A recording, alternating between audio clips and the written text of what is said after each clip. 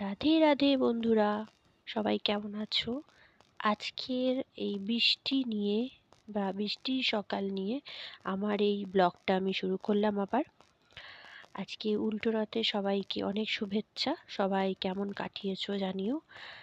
আমিও আজকে বেশ সকাল থেকে ফুল নিয়ে ফুল তুলে সব কিছু সাজিয়ে পুজো করার জন্য খুবই আগ্রহী ছিলাম।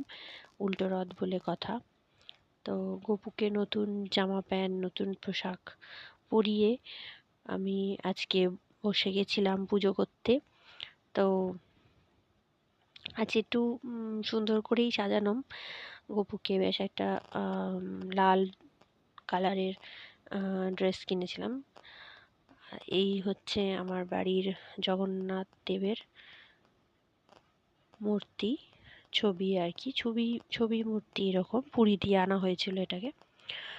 আচ্ছা, এরপরে গপুকে একটু দেখালাম আজকে। আর স্নান করার যে বিধিটা সেটা আর আমি দেখালাম না, রোজই তো প্রায় দেখাচ্ছি। আজকে পুজো করাটা দেখালাম একটু আধটুক।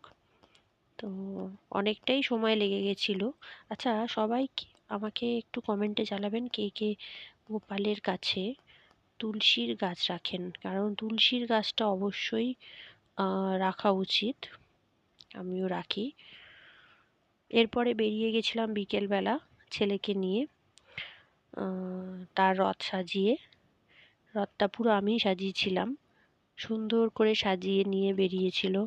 ছেলেটার শরীরটা একটু খারাপ ছিল,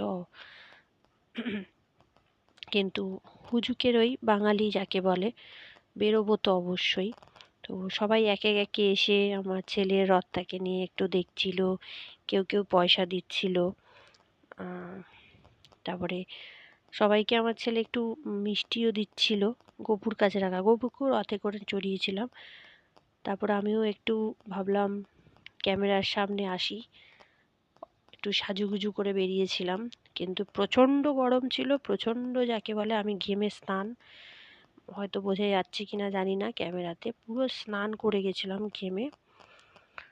মানে আমি জাস্ট পাচ্ছিলাম না, আর এতটাই গরম ছিল। বৃষ্টির কোনো লাভ হয়নি।